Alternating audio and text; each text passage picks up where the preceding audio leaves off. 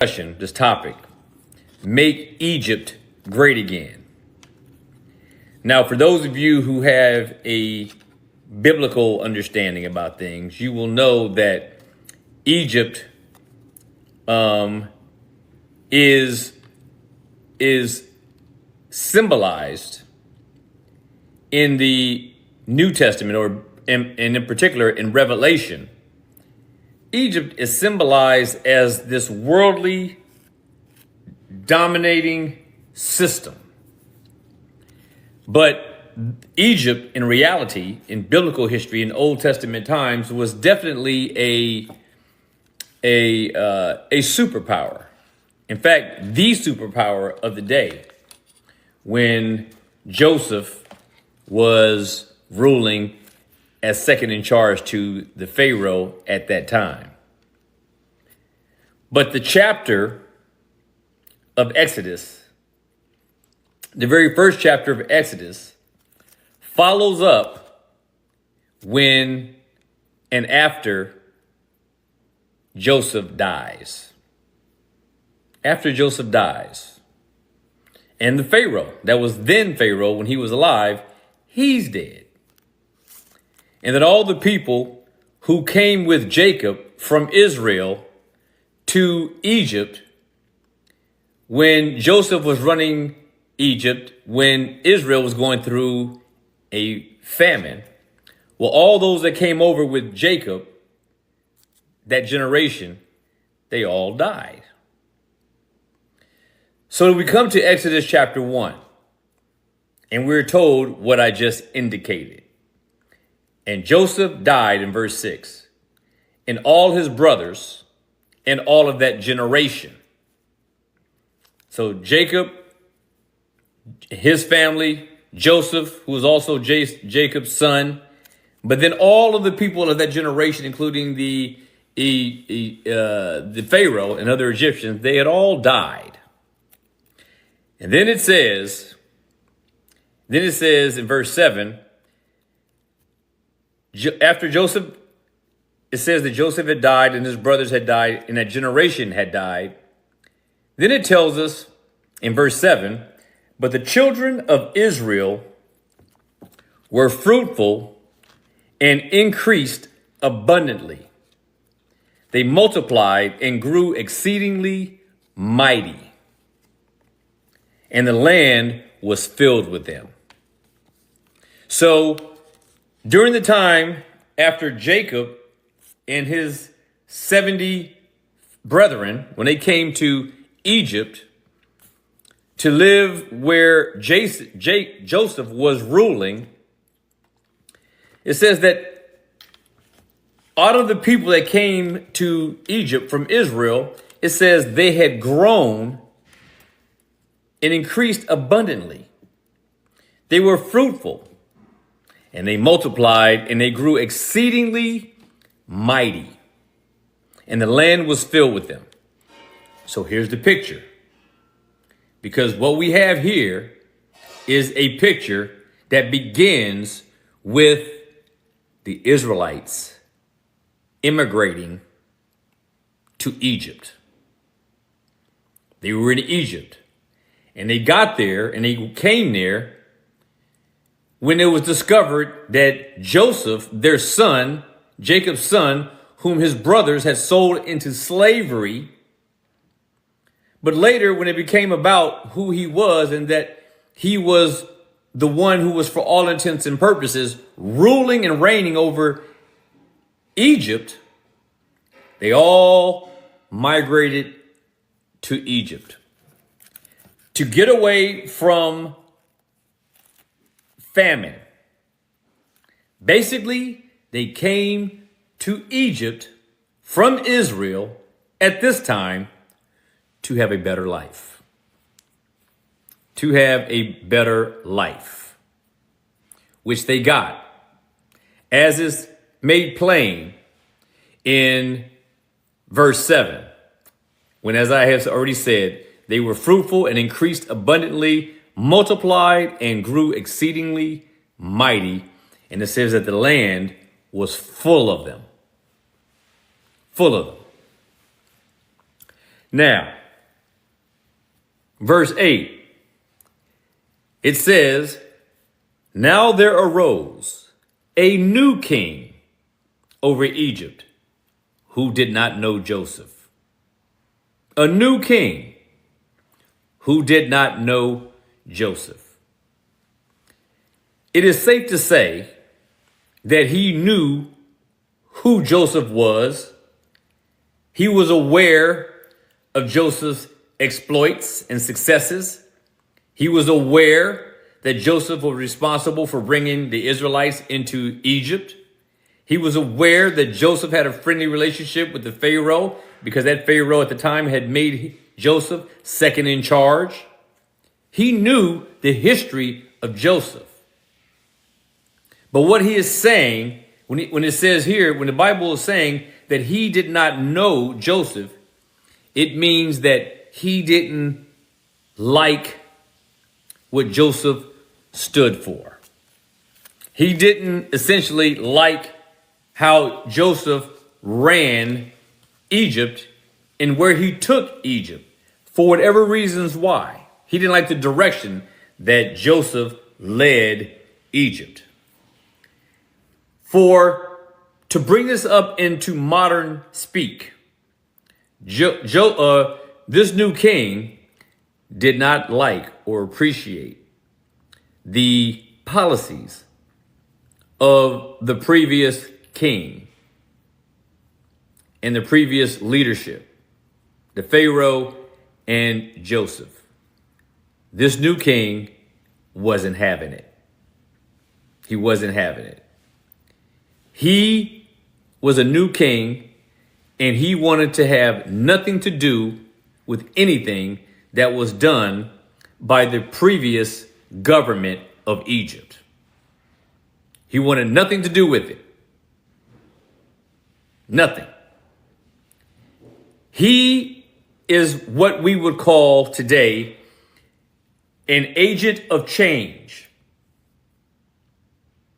He is what we would call today a disruptor. He is one who believed that everyone who was running things before did not run it correctly, and he was going to upset the apple cart.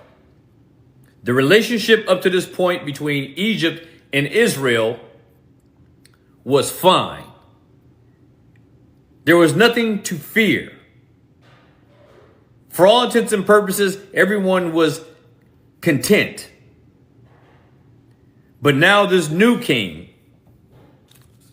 came to power. This new king came to power and he wanted to change things. He wanted to change things. He wanted to disrupt. He wanted to get rid of every vestige of anything that was created or devised or planned out or mapped out by Joseph and the previous Pharaoh, the previous king. This new king wanted to change everything. And I'm hoping that at the outset, you're going to start beginning to see some familiar things going on here. My brother Earth, good to have you here, my friend. Now, a new king arose who did not know Joseph, as I said. In verse 9, this new king, he said to his people, look, the people of the children of Israel are more and mightier than we. So the first thing that this king does, this new king does, is that he goes to his fellow Egyptians, who at this point had no beef with the Israelites whatsoever. They lived harmoniously. But the new king, his first order of business, his first order in his disruptive plan, he calls out to the Egyptians, his people, and he says to them, look at the people of Israel. Look at the Israelites. Look at them. They are more and mightier than we. He begins to plant seeds in their mind of a hypothetical threat of the Israelites. He begins to lay down a foundation. He goes to his people, the Egyptians, and he is basically saying, I know you thought things were going well, but what you don't know, or what you don't realize, what I want you to see, and what I want you to see is this. Look at how fast they're growing. They have multiplied. And what he is saying, and he says they're mightier than we. There's no indication of them exercising or putting on a display of any might. They were shepherds. These were people who tended the sheep. These were the people who were carving out and making knives and making bows and arrows and this kind of thing. These were people who were shepherds. They were people who took care of the land, who took care of the animals. These were people who were agricultural people. But what he does is, this new king, he starts planting into the minds of the Egyptians that something is wrong with these people and we can't let this go on because they're growing too fast and they might become mightier than we. So we need to do something about this. We need to do something about this before it gets out of hand. So, in verse 10 of Exodus chapter 1, he says to the Egyptians, he says, come, let us deal shrewdly with them, lest they multiply, and it happen in the event of war, that they also join our enemies and fight against us, and so go up out of the land. So here's what happens. Here's what is happening. So this king, he's already planted the seed in the minds of the Egyptians that Israel could be a threat. They got too many of them. They're becoming mightier, and we don't want them to become mightier than us. And basically, we want to liquidate whatever it is we see they have the capacity to gain before they even obtain it. Even though there was no desire on the part of Israel that was made known to anyone that they had any interest in overturning authority or to oppose it in any kind of way. The threat was feigned and it wasn't legitimate at all. But he goes to the Egyptians, and his purpose in going to his own people, the Egyptians, is to turn their hearts away from looking favorably upon the Israelites. This was what his goal was, to start creating animosity between the Egyptians and the Israelites. Sound familiar? Maybe so, maybe not. But he says, come, let us deal shrewdly with them, lest they multiply, and it happen in the event of war that they will join our enemies and fight against us, and so go up out of the land. So he says to them, listen, their numbers are growing bigger and bigger every day. And we want to make sure that if they don't multiply any more than they already have, because if they do, in the case of war, they might join our enemies and fight against us, and so go up out of the land. So they're worried about two things: that they will join forces with the enemy, and that after doing so, that they will leave. So they want them to stay. They just don't want them to stay there and be treated on the same level as they are. They want them to stay there as long as they can be there and be profitable to Egypt. This was the sales pitch. This was the sales pitch. Then it says that he wants to deal shrewdly with them. So he goes to many of his people in Egypt, his cabinet, as it were, and he says, listen, we have to deal with these people shrewdly, and we have to deal with them now, immediately. So the Egyptians, therefore, in verse 11, they set up taskmasters over the Israelites to afflict them with their burdens, and they built for Pharaoh supply cities, Pithom and Ramesses. So now, here's the scenario. Pharaoh has already gotten the Egyptians fired up. He got them fired up with this new plan to make Egypt great again. He got them excited about it. And so the Egyptians set up taskmasters. Now, taskmasters were people who were tax gatherers. They were tax gatherers, and they were the creators of onerous burdens.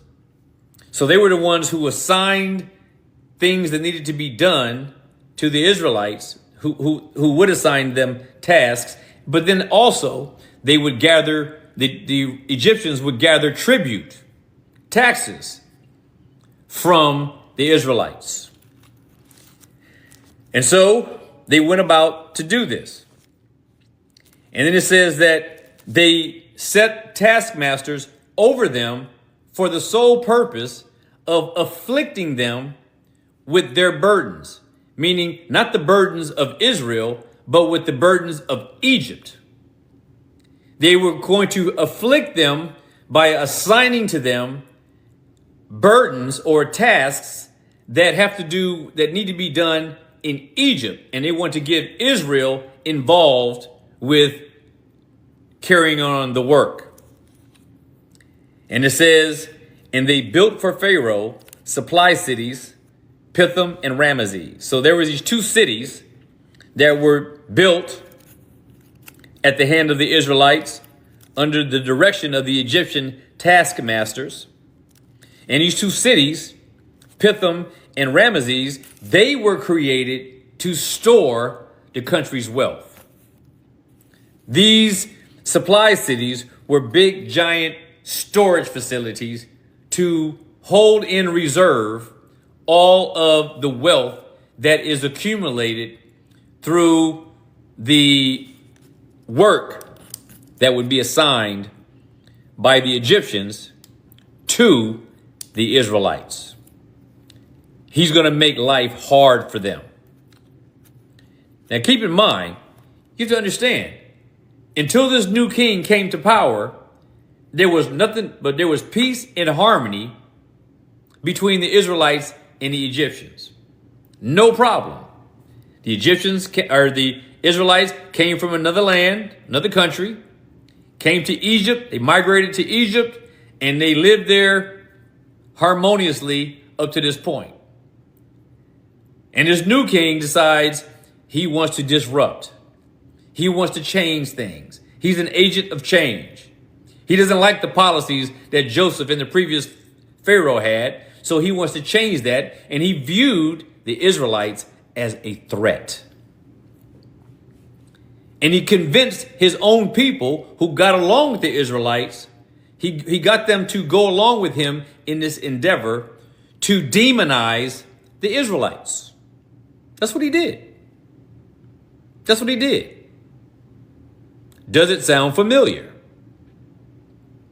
Now, then it says that after they having built these supply cities, in verse 12 of Exodus 1, it says this.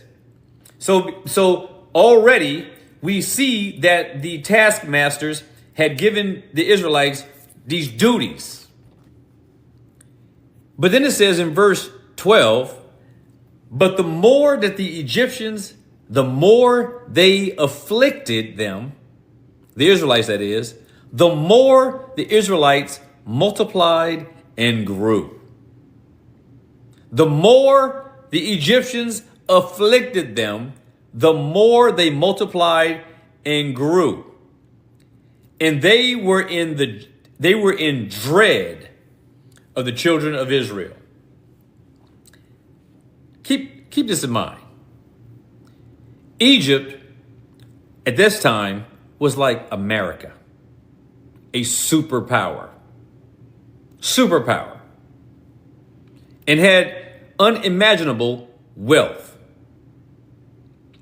And they had people living amongst them, primarily the Israelites is what we're dealing with here. And they were convinced.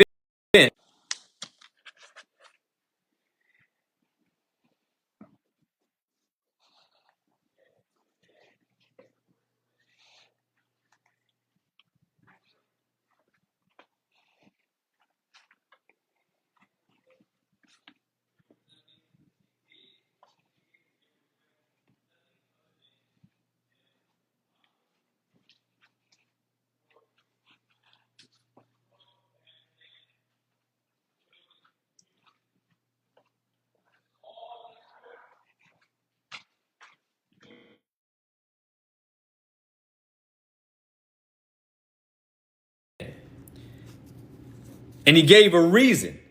They're a threat to us.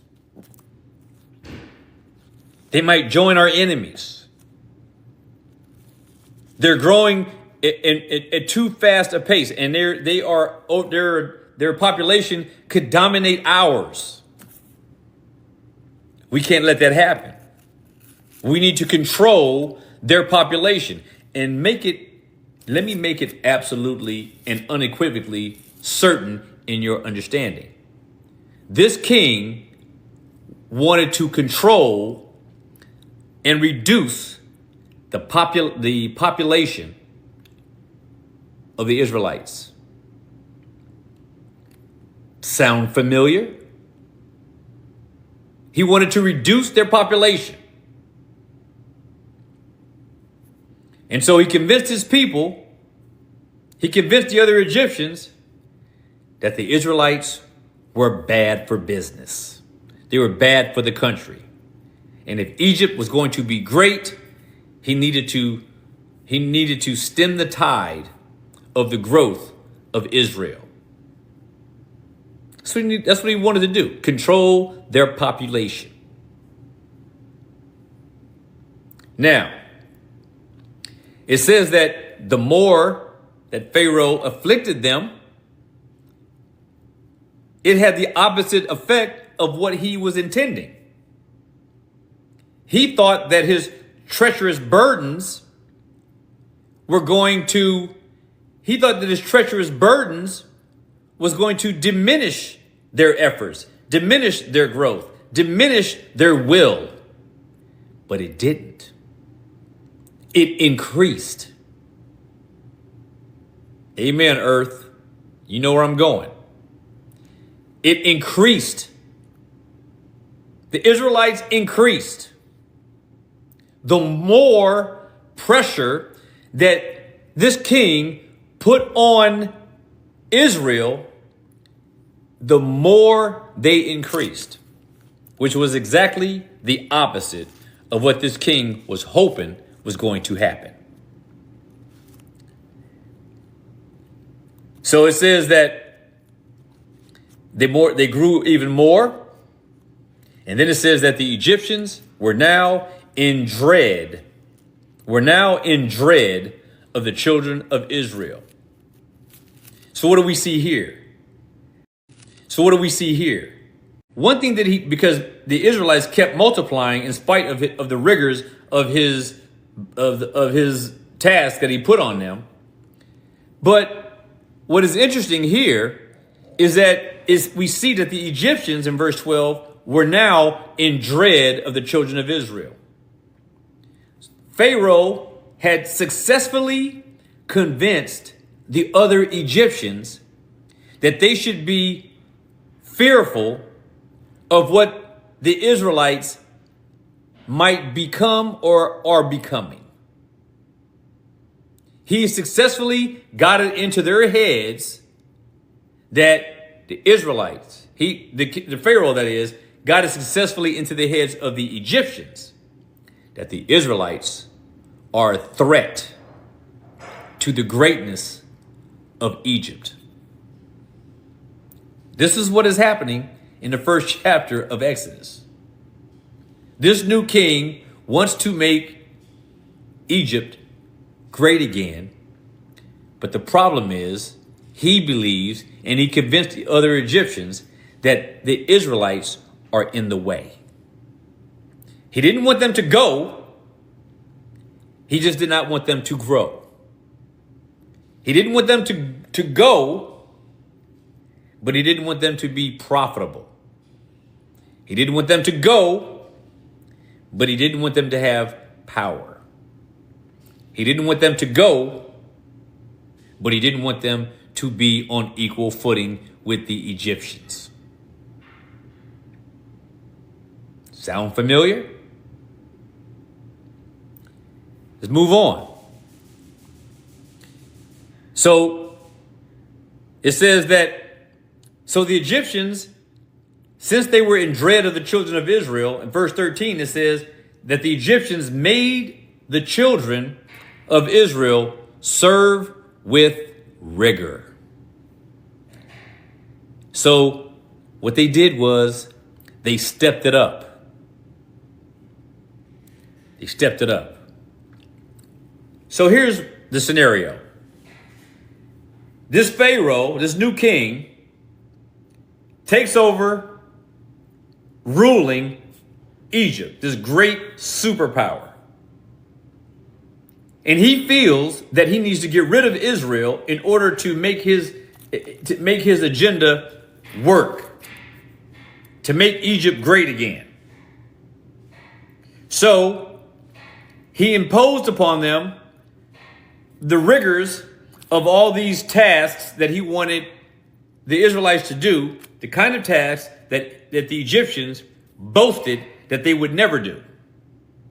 They didn't do any kind of agricultural work, the Egyptians. They didn't do any kind of work in the farms. They didn't do any of that kind of thing. And they boasted in this. This wasn't in their wheelhouse.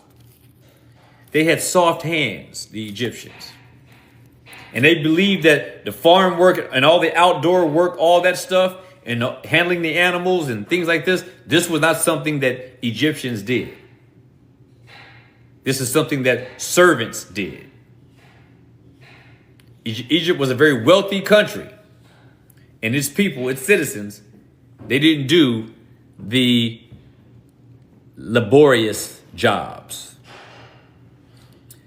So, like perhaps many other people in Egypt, the Israelites did those tasks. And then it says that when he imposed these tasks that the taskmasters gave to the Israelites, as I established already, it, instead of reducing their numbers, it increased their numbers, and that frustrated this new king. So what did he do? He stepped up the rigors. He says, we are now going to make it worse. Now, keep in mind, there's that saying that I always forget, which is that insanity is doing the same thing over and over again, expecting to get a different result. Well, this king kept doing the same thing over and over again, trying to get a different result. He wanted to reduce the population of Israel by putting all these sort of grievous tasks and jobs on them.